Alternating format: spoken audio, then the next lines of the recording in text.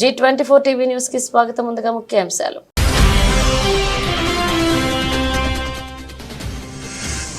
America టూర్లో జెలెన్స్కీతో ప్రధాని మోదీ భేటీ. Ukraine సంక్షోభాన్ని పరిష్కరించేందుకు భారత్ సహాయం చేసేందుకు సిద్ధంగా ఉందన్న మోదీ.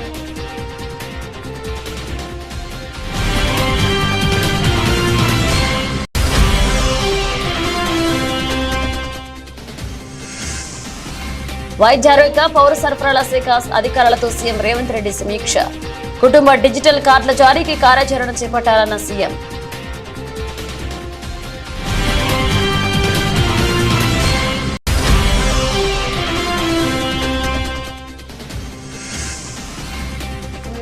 సినిమా ఇండస్ట్రీకి వార్నింగ్ ఇచ్చిన AP deputy CM Pavan Kalyan. ఇష్టం వచ్చినట్లు మాట్లాడితే ఊరుకోమని హెచ్చరిక.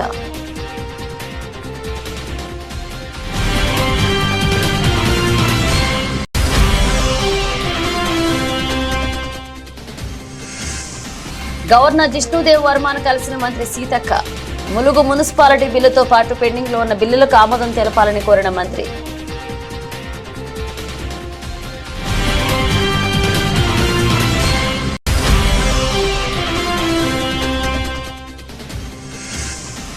ప్రతిష్టాత్మక చెస్ ఒలింపియాడ్ లో భారత్ విజయం. ఓపెన్ మహిళల విభాగాల్లో స్వర్ణాలు కైవసం చేసుకున్న భారత్.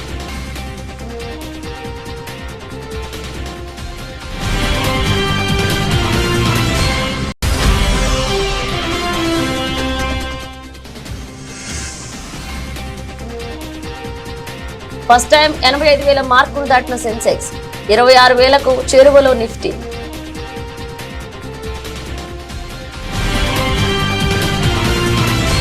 అమెరికా పర్యటనలో ఉన్న ప్రధాని నరేంద్ర మోదీ న్యూయార్క్ లోని ఉక్రెయిన్ అధ్యక్షుడు వోల్డోమిర్ జెలెన్స్కీని కలిశారు. ఆ ఇద్దరు ద్వైపాక్షిక చర్చల్లో పాల్గొన్నారు. నెలల రోజుల వ్యవధిలోనే ఆ ఇద్దరు రెండవసారి భేటీ అయ్యారు. ఆగస్టు 23వ తేదీన ఉక్రెయిన్ లో మోదీ పర్యటించిన విషయం తెలిసిందే. రష్యాతో జరుగుతున్న యుద్ధాన్ని నిలిపివేసేందుకు తగిన చర్యలు తీసుకోనున్నట్లుగా ఆ సమయంలో మోదీ హామీ ఇచ్చారు. తాజాగా న్యూయార్క్ లో జరుగుతున్న summit of the future meeting లో కలిశారు. ఇటీవలే జరిగిన భేటీ గురించి ఇద్దరు మాట్లాడుకున్నారు. ద్వైపాక్షిక సంబంధాల సంతోషం వ్యక్తం చేసుకున్నారు.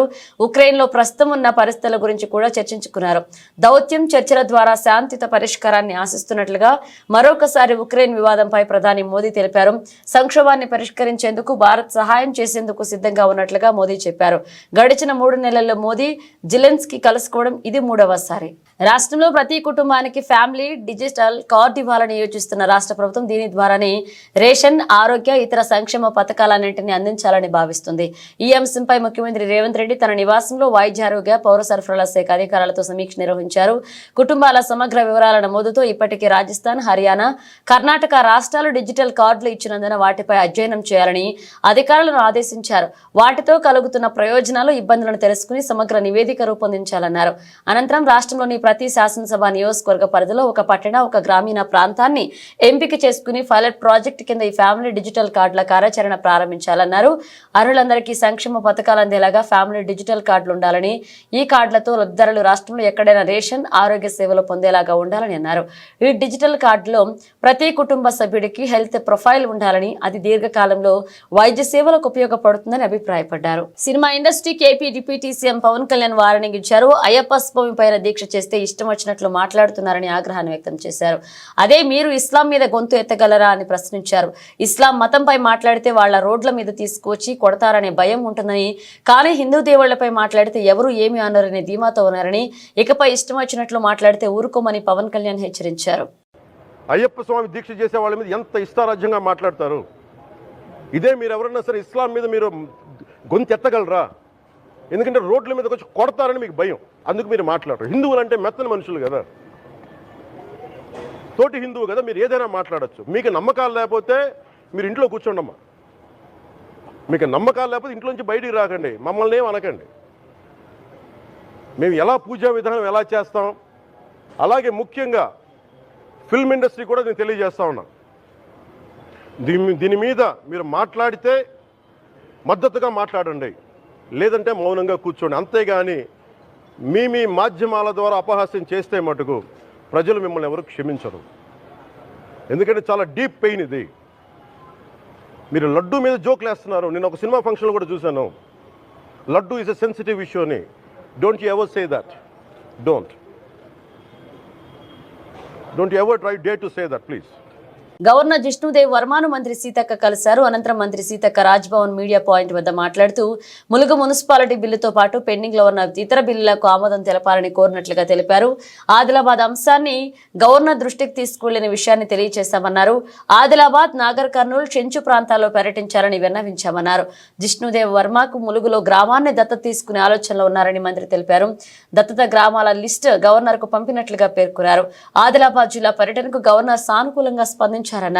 ములుగు మున్సిపాలిటీ బిల్లు ప్రస్తుతం రాష్ట్రపతి వద్ద ఉందని తెలిసిందన్నారు. ఈ విషయాన్ని సీఎం దృష్టికి తీసుకువెళ్తామని మంత్రి సీతక్క వెల్లడించారు. మా ములుగుకు సంబంధించినటువంటి ఒక రిప్రజెంటేషన్ వారికి అందజేయడం జరిగింది. అది ఆనాడు 2022లో 2022లో నాటి గవర్నమెంట్, బీఆర్ఎస్ గవర్నమెంట్లో ఆ ములుగును మున్సిపాలిటీగా చేస్తూ ఒక బిల్ పెట్టడం జరిగింది. ఆ బిల్లు చాలా రోజులు 2022లో బిల్లు పెడితే మరి ఆ బిల్లు గవర్నర్ దగ్గర పెండింగ్ ఉండడం జరిగింది. మేము తెలుసుకుంటే ఆ గవర్నర్ గారి కాడ నుంచి మళ్ళీ రాష్ట్రపతికి వరకు వెళ్ళడం జరిగిందని. కాబట్టి మా ములుగును మున్సిపాలిటీ చేస్తూ పంపినటువంటి ఆ బిల్లుకు తొందరగా మరి ఆమోదం తెలిపి ఇవ్వాలని వారిని కోరడం జరిగింది. ఆ బిల్లుతో పాటు ఇంకా 4-5 బిల్లులు గత గవర్నమెంట్ పంపడంతో మా ములుగు మున్సిపాలిటీ బిల్ కూడా పెండింగ్లోనే ఉంది.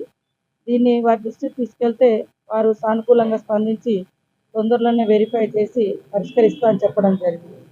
అదేవిధంగా ఈ మధ్యకాలంలో ఆదిలాబాద్లో జరిగినటువంటి సంఘటనలు కూడా మరి వారు అడిగితే వారి దృష్టికి కూడా మేము తీసుకెళ్లడం జరిగింది.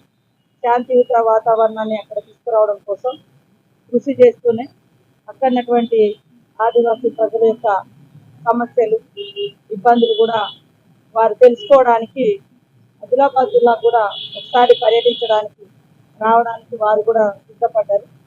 మేము కూడా ఒకసారి వీలైతే, గవర్నర్ అంటేనే గిరిజన ప్రాంతాల ప్రత్యేక పాలనాధికారి, వారికి ఉండేటువంటి అప్పుడు 5th షెడ్యూల్ లేదు. సో వారిని గతంలో మన ములుగు రావడం జరిగింది.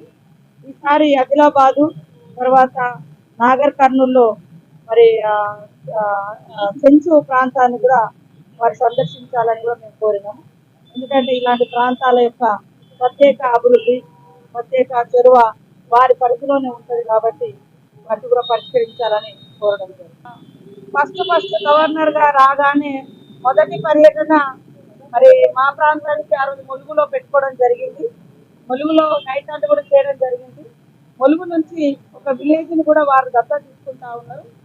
మేము కొన్ని ప్రపోజల్స్ పంపినాము, ఒక 3-4 విలేజ్లు. అందులో వారు ఏది ఇష్టమో అంటే ఇంకా వాళ్ళ పద్ధతిలో వాళ్ళు చేయాల్సిన డెవలప్మెంట్ కు ఏ ఊరైతే అనుకూలంగా ఉంటుంది, ఎట్లా చేయగలుగుతాం అనేది ఒక అంటే స్టడీ చేసి వాళ్ళు తొందరలోనే ఆ 3-4 గ్రామాలను ఒక గ్రామాన్ని ఎంచుకొని తొందరలోనే మరి అడాప్షన్ చేసుకొని డెవలప్ చేసుకోమన్నారు. తెలంగాణ రాష్ట్రంలో గూండా పాలన కొనసాగుతుందని మాజీ మంత్రి తన్నీరు హరీష్ రావు మండిపడ్డారు. మెదక్ జిల్లా శివంపేట మండలం గోమారం గ్రామంలో నేడు మీడియా సమావేశాన్ని నిర్వహించారు. ఎమ్మెల్యే వాకిటి సునీత లక్ష్మారెడ్డి ఇంటిపై కాంగ్రెస్ కార్యకర్తలు దాడిని ఆయన తీవ్రంగా ఖండించారు. కాంగ్రెస్ పార్టీ ఆదేశాల మేరకు కార్యకర్తలు టీఆర్ఎస్ నాయకుల ఇళ్లపై దాడులు చేస్తున్నారని ఆరోపించారు. రాయలసీమ ఫ్యాక్షనిజం తెలంగాణలో నడుస్తుందని ఆయన మండిపడ్డారు. ఎమ్మెల్యే నివాసంపై దాడి చేసిన దుండగులను వెంటనే అరెస్ట్ చేసి రిమాండ్ కు తరలించాలని ఆయన డిమాండ్ చేశారు. నేను పక్షంలోని డీజీపీ ఆఫీస్ ముట్టడి కార్యక్రమం నిర్వహిస్తామని హెచ్చరించారు. సునీత లక్ష్మారెడ్డి గారి ఇంటి మీద నిన్న కాంగ్రెస్ గుండాలు చేసినటువంటి దాడిని తీవ్రంగా ఖండిస్తా ఉన్నాం. ఈ రాష్ట్రంలో ప్రజా పాలన కాదు, ఈరోజు గుండా రాజ్యం నడుస్తూ ఉంది. ప్రజల యొక్క హక్కులు పూర్తిగా కాలరాయబడ్డాయి. మొన్న సిద్దిపేటలో నా కార్యాలయం మీద దాడి కావచ్చు, నిన్న హైదరాబాద్లో కౌశిక్ రెడ్డి గారి ఇంటి మీద దాడి కావచ్చు, రాత్రి సునీత లక్ష్మారెడ్డి గారి ఇంటి పైన దాడి కావచ్చు. అంటే ఒక గుండా రాజ్యం తలపించే విధంగా పాలన కొనసాగుతా ఉంది. తెలంగాణకున్న మంచి పేరు మంట కలిపి ఇలా బీహార్ లాగా ఒక రాయలసీమ ఫ్రాక్షనిజం లాగా ఈ రాష్ట్రాన్ని రేవంత్ రెడ్డి గారు నడుపుతా ఉన్నారు. నిన్న సునీత లక్ష్మారెడ్డి గారి మీద జరిగిన దాడి అది కాంగ్రెస్ నాయకత్వ ప్రోత్సాహంతో జరిగిన దాడి. ఈ నియోజకవర్గ కాంగ్రెస్ నాయకులు కావచ్చు, రేవంత్ రెడ్డి గారు మాట్లాడే మాటలు, ఆయన రెచ్చగొట్టే విధానాల వల్ల జరిగినటువంటి దాడిగానే బీఆర్ఎస్ పార్టీ చూస్తుంది. ఇంట్లో నిన్న ఎమ్మెల్యే గారు లేరు. అర్ధరాత్రి పూట ఇటువైపు అసలు వినాయకుడిని ర్యాలీ తీసే సందర్భం గతంలో ఎప్పుడూ లేదు. ఉద్దేశపూర్వకంగా దాడి చేయాలనేటువంటి సంకల్పంతోనే వాళ్ళు ఇటువైపు ర్యాలీని తీసుకొచ్చి మరి ఇంటి మీద పటాకులు కాల్చడము, ఇంట్లోకి పటాకాయల్ని విసిరేయడము, ఇంట్లో చొరబడి ఇంట్లో ఉన్న పిల్లల మీద దాడి చేయడం జరిగింది. రైట్స్ కమిషన్ పోతాం, నేషనల్ హ్యూమన్ రైట్స్ కమిషన్ కూడా ఫిర్యాదు చేస్తాం, అవసరమైతే కోర్టు మెట్లెక్కుతాం తప్ప వీళ్ళకి శిక్ష పడేదాకా కూడా వదిలిపెట్టాం. ఇప్పటికే ప్రజలు అసహించుకుంటున్నారు. ఇదేం ప్రజాపాలన, ఇది ప్రజాపాలన కాదు, ఇదంతా కూడా పోలీసు రాజ్యంగా మారిపోయింది, గుండాల రాజ్యంగా మారిపోయింది. దీన్ని చాలా తీవ్రంగా ఖండిస్తా ఉన్నాం. మా ఓపికకు కూడా ఒక హద్దు ఉంటుంది. మరి లేదంటే రేపు ఏం జరుగుతుంది? రాయలసీమ తరహా ఫ్రాక్షన్ రాజకీయాలు తెలంగాణలో మొదలవుతాయి. ఏదో కష్టపడి పోరాడి తెచ్చుకున్న తెలంగాణ, ఉద్యమాలు చేసి తెచ్చుకున్న తెలంగాణ, అభివృద్ధిలో దేశానికి ఆదర్శంగా తయారు చేసుకున్న తెలంగాణ, దీన్ని కాపాడుకోవాలనేటువంటి ప్రేమ మాకుంటది. తెలంగాణతో మాది పేగుబంధం, తెలంగాణ ప్రజలతో మాది పేగుబంధం. మీరేదో అదృష్టం కొద్ది ముఖ్యమంత్రి అయింది, కానీ ఈ తెలంగాణ పరపతిని పేరును దెబ్బతీయకండి.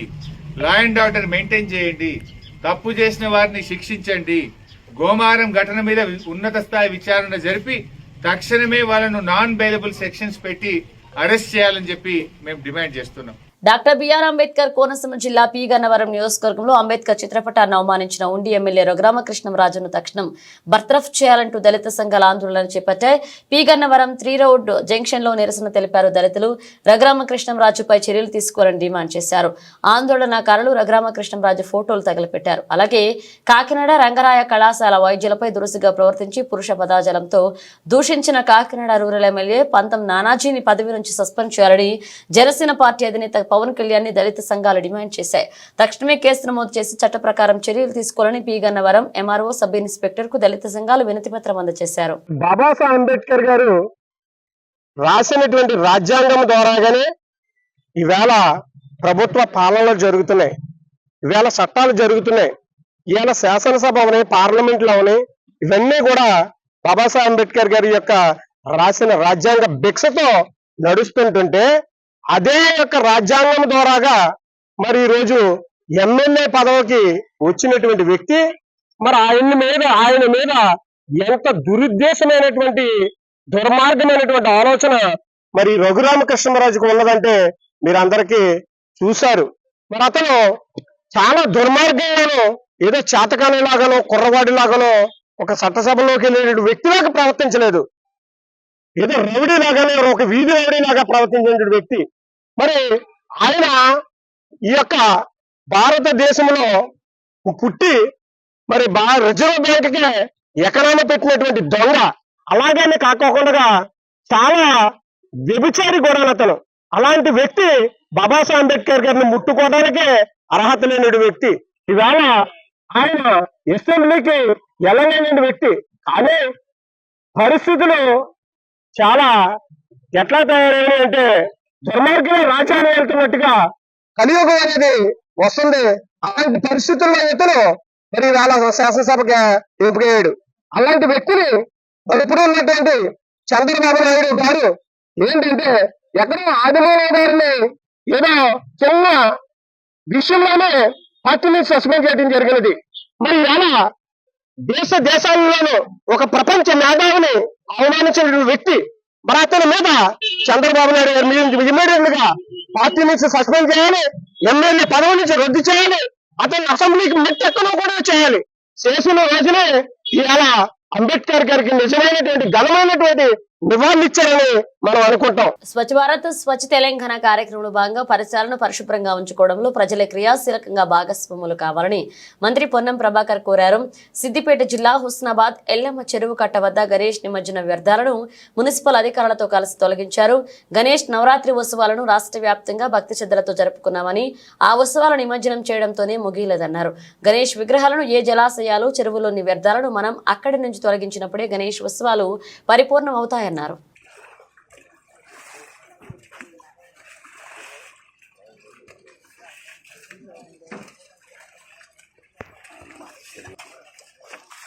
స్వచ్ఛ హుస్నాబాద్ రాష్ట్ర వ్యాప్తంగా గణేశుడి నవరాత్రి వేడుకల్ని భక్తి శ్రద్ధలతో అత్యుత్సాహంగా సాంప్రదాయ పద్ధతుల్లో జరుపుకున్నాం. నవరాత్రుల తర్వాత ఊరేగింపులుగా జరిపి నిమజ్జనం కూడా చేయడం జరిగింది. ఆ ఉత్సవ కార్యక్రమం నిమజ్జనంతో ముగియలేదు. నిమజ్జనం తదుపరి కూడా వాటికి సంబంధించి మనం ఏ చెరువులనైతే ఏ జలాశయంలో అయితే తీసినామో అక్కడి నుంచి ఆ వ్యర్థాలను తొలగించినప్పుడే మన యొక్క గణేష్ నవరాత్రి ఉత్సవాల పరిపూర్ణత వస్తుంది. కాబట్టి తెలంగాణ వ్యాప్తంగా కూడా దయచేసి గణేష్ మండప నిర్వాహకులు ఎవరెవరైతే గణేష్ మండపాల నిర్వహణలో క్రియాశీలకంగా భాగస్వాములైనరో వాళ్ళే ఈరోజు మీ ప్రాంతంలో స్వచ్ఛ భారత్లో భాగంగా, స్వచ్ఛ తెలంగాణలో భాగంగా మీ వాడ మీ ఊరు బాగుండే విధంగా మీరే స్వయంగా పూనుకొని ఎక్కడైతే ఈ జలాశయాల లోపల గణేష్ నిమజ్జనాలు అయినాయో వాటి వ్యర్థాలను తొలగించే అంశం కావచ్చు, లేదా మీ ప్రాంతాల్లో మీ చుట్టుపక్కల పరిసరాల్లో ఈ సీజనల్ వ్యాధులు రాకుండా ఉండే విధంగా అవసరమైనటువంటి పరిశుభ్రమైన కార్యక్రమాలు శుభ్రంగా ఉంచుకోవడానికి సామాజికంగా గాంధీజీ ఇచ్చినటువంటి సూత్రానికి అనుగుణంగా మన పరిసరాలు మనమే పరిశుభ్రంగా ఉంచుకుందామనే విధంగా అందరూ కూడా భాగస్వాములు కావాలని తెలంగాణ రాష్ట్ర ప్రభుత్వ పక్షాన విజ్ఞప్తి చేస్తా ఉన్నాను. హుస్నాబాద్కు సంబంధించిన మున్సిపల్ పాలకవర్గం ఇందులో క్రియాశీలకంగా వ్యవహారం చేస్తూ ఉన్నారు. పట్టణ ప్రజలు కూడా అందరూ ఇంక్లూడింగ్ శానిటేషన్ సిబ్బంది కూడా గతంలో అక్టోబర్ నాడు వాళ్ళందరికీ సన్మానం చేయడం జరిగింది. ఆ విధంగా ఇక్కడ స్థానిక ప్రజలు కూడా సహకారం కావాలి. ప్రభుత్వం మాత్రమే కార్యక్రమాలు తీసుకుంటే విజయవంతం అనేటువంటిది కాదు. కాబట్టి ప్రజల భాగస్వామ్యాన్ని మేము మరొక్కసారి స్వచ్ఛ ప్రాంతం మీ యొక్క ప్రాంతం స్వచ్ఛతగా పరిశుభ్రంగా ఉండడానికి మీరే క్రియాశీలకంగా పూనుకోమని అందరూ కూడా హృదయపూర్వకంగా విజ్ఞప్తి చేస్తాం. నేరాల నియంత్రణ కోసమే కమ్యూనిటీ కాంట్రాక్ట్ ప్రోగ్రాం నిర్వహిస్తున్నట్లుగా గోదావరి కని వంశీ ఇంద్రసేనారెడ్డి తెలిపారు. పెద్దపల్లి జిల్లా గోదావరి కని విఠల్ నగర్ లో కమ్యూనిటీ కాంట్రాక్ట్ ప్రోగ్రాం నిర్వహించారు. ఈ సందర్భంగా సరైన పత్రాలు లేని 98 ద్విచక్ర వాహనాలు 4 ఆటోలను సీజ్ చేశారు. అక్రమంగా తరలిస్తున్న 10 లీటర్ల గుడుంబ మద్యం సీసాలను స్వాధీనం చేసుకున్నారు. ఈ సందర్భంగా సీఐ మాట్లాడుతూ ప్రజలకు భద్రతా భరోసా కల్పించడానికి ఇలాంటి కార్యక్రమాలు చేపడుతున్నట్లుగా తెలిపారు. ఎవరైనా కొత్త వ్యక్తులు అనుమానాస్పదంగా కనిపిస్తే పోలీసులకు సమాచారం అందించాలన్నారు. అందరికీ నమస్కారం. ఈరోజు మన గోదావరికని 1 టౌన్ పరిధిలోని విఠల్ నగర్ ఏరియాలో కమ్యూనిటీ కాంట్రాక్ట్ ప్రోగ్రాం నిర్వహించడం జరిగింది. ఇక్కడ ఎక్కువ మంది సింగరేణి ఎంప్లాయీస్, అదేవిధంగా సింగరేణిలో లేబర్ పని చేసుకునే వాళ్ళు వివిధ జిల్లాల నుంచి వివిధ రాష్ట్రాల నుంచి వచ్చి ఇక్కడ ఉంటారు. కాబట్టి వారి యొక్క ఎవరున్నారు ఇక్కడ ఏంది అని చెక్ చేయడం జరిగింది. ఈ ఏరియాలో చాలా వరకు మనకు వెహికల్స్ కానీ అదేవిధంగా లిక్కరు ఐబీ లిక్కర్ కూడా దొరకడం జరిగింది. 10 లీటర్ల కుటుంబ కూడా మనం ఇక్కడ పట్టుకోవడం జరిగింది. కాబట్టి ఈ ఏరియాలో ఉన్న ప్రజలకు ముఖ్యంగా తెలియజేసేది, ఎవరైతే మీరు మీ ఇండ్లను రెంట్కి ఇస్తూ ఉన్నారో ఖచ్చితంగా ఆ రెంట్కి తీసుకునే పర్సన్స్ ఎవరనేది మనం చెక్ చేసుకోవాలి.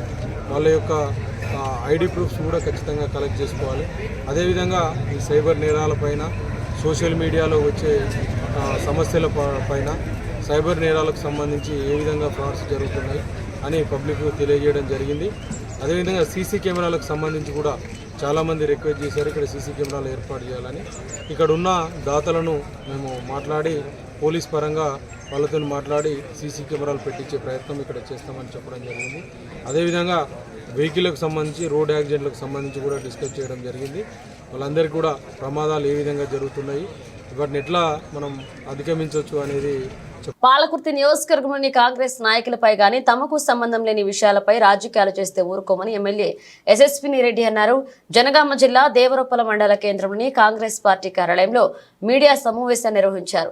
ఈ సమావేశంలో Palakurthi MLA SSP Reddy, incharge Jhansi రెడ్డిలు పాల్గొన్నారు. అనంతరం మాట్లాడుతూ బెదిరించి అక్రమంగా డబ్బులు వసూలు చేస్తున్న వారిపై పార్టీ వదిలిపెట్టదన్నారు. గత ప్రభుత్వ హయాంలో అక్రమంగా కేసులు పెట్టారని మండిపడ్డారు. అసలు ఎవరి మీద కేసులే పెట్టలేదంట.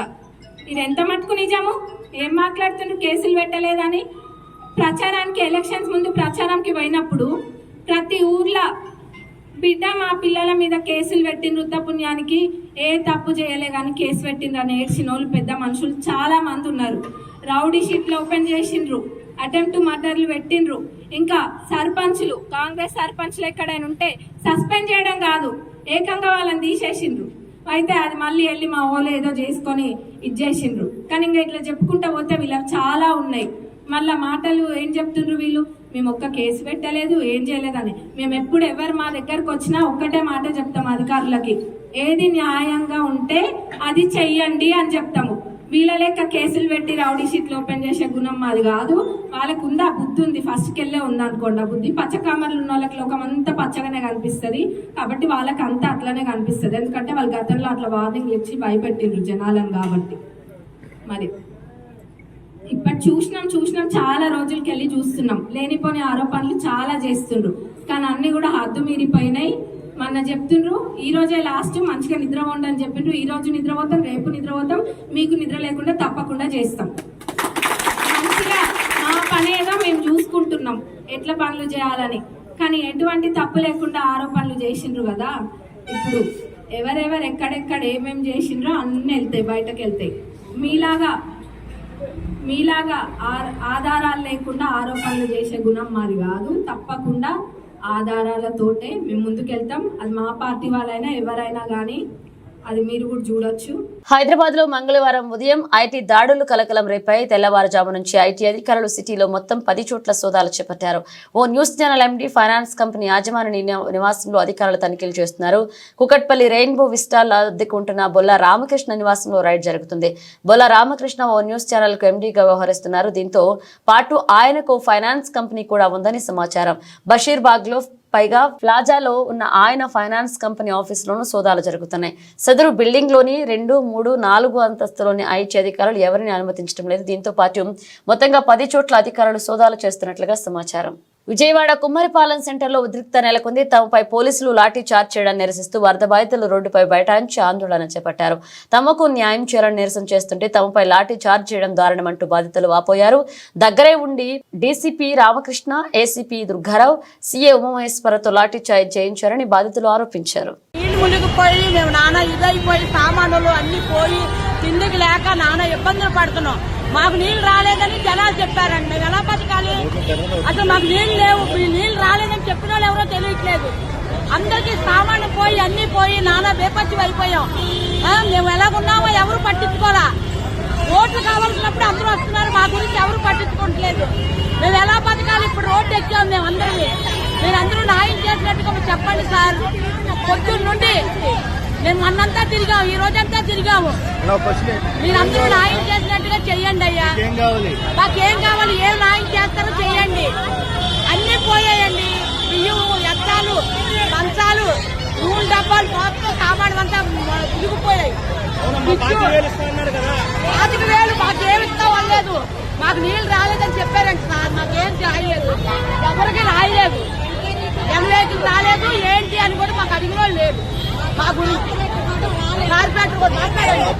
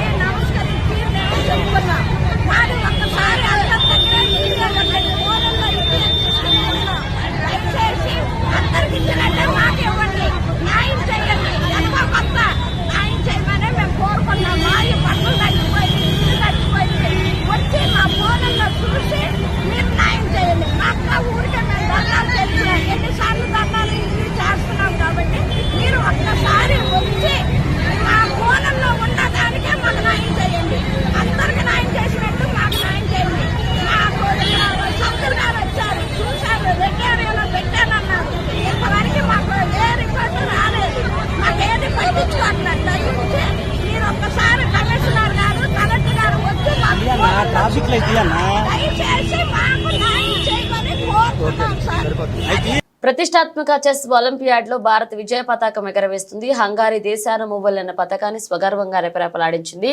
ఇన్నాళ్లు అందరినీ ద్రాక్షగా ఊరిస్తూ వచ్చిన ఒలింపియాడ్ లో పసిడి పతక ధమాకాతో కొత్త చరిత్ర లిఖించింది. ఓపెన్ మహిళల విభాగాల్లో స్వర్ణాలు కైవసం చేసుకుని భారత్ సత్తా చాటింది. ఈ చారిత్రాత్మక విజయంతో మన తెలంగాణకు చెందిన ఇరిగేసి అర్జున్ అద్భుత ప్రదర్శనతో అదరకొట్టారు. దేశానికి పసిడి పతకం అందించడం ఏకైక లక్ష్యంగా పెట్టుకున్న ఈ ఓరుగల్లు ముద్దుబిడ్డ అనుకున్నది సాధించాడు. వరుస విజయాలతో ప్రత్యర్థుల పాలిట సింహ స్వప్నంలా నిలుస్తూ చిరకాల కలను సాకారం చేయడంలో కీలకమయ్యాడు. రౌండ్ కు గెలుపు వాడిని పెంచుకుంటూ పోయిన అర్జున్ వ్యక్తిగత స్వర్ణం సహా టీమ్ ఈవెంట్లో పసిడి కొల్లగొట్టి ఔరా అనిపించాడు.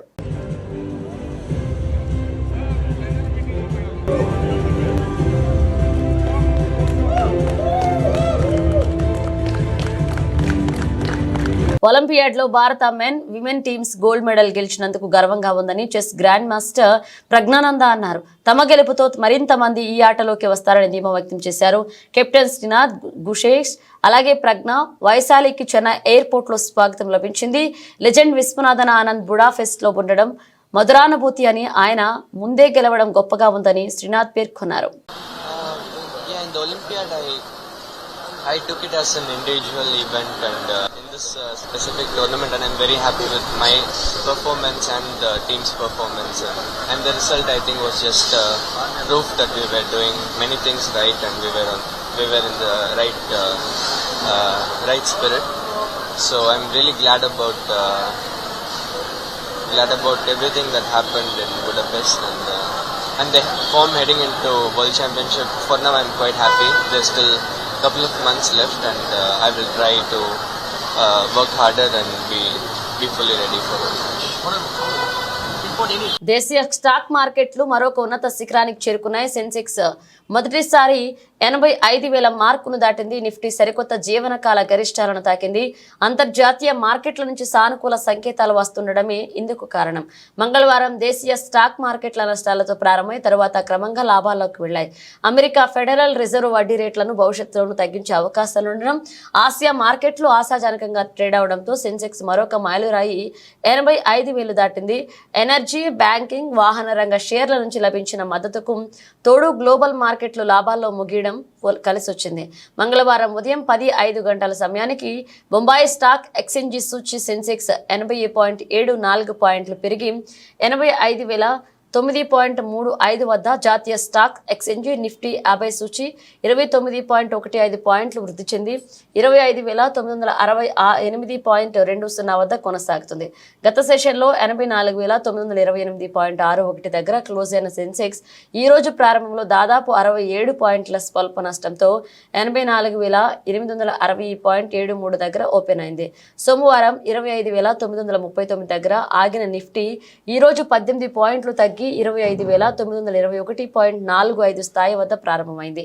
ఉదయం 9:30 గంటల సమయంలో సెన్సెక్స్ 59 పాయింట్ల నష్టపోయి 84,853 వద్ద చేరింది. నిఫ్టీ 50 సూచి 10 పాయింట్ల కుంగి 25,930 వద్ద ట్రేడ్ అయింది. ఆ తర్వాత క్రమంగా పుంజుకున్నాయి. బులెటిన్ ముగించే ముందు హెడ్లైన్స్ మరోసారి.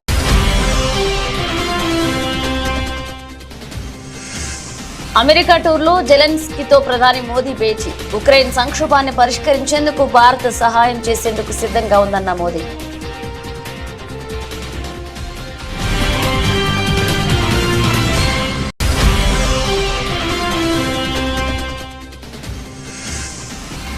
వైద్య ఆరోగ్య పౌర సరఫరాల శాఖ అధికారులతో సీఎం రేవంత్ రెడ్డి సమీక్ష.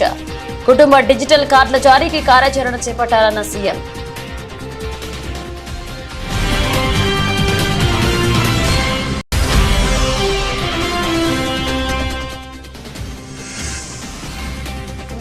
సినిమా ఇండస్ట్రీకి వార్నింగ్ ఇచ్చిన AP deputy CM Pavan Kalyan. ఇష్టం వచ్చినట్లు మాట్లాడితే ఊరుకోమని హెచ్చరిక.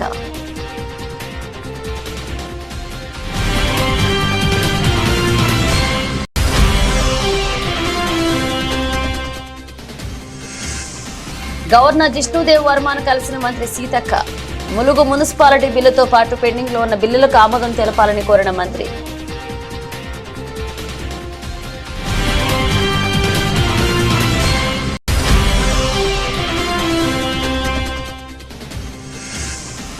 ప్రతిష్టాత్మక చెస్ ఒలింపియాడ్ లో భారత్ విజయం.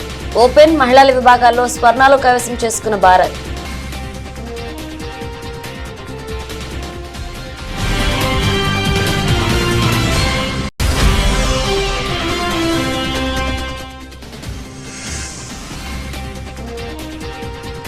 ఫస్ట్ టైం 85,000 మార్కును దాటిన సెన్సెక్స్ 26,000కు చేరువలో నిఫ్టీ.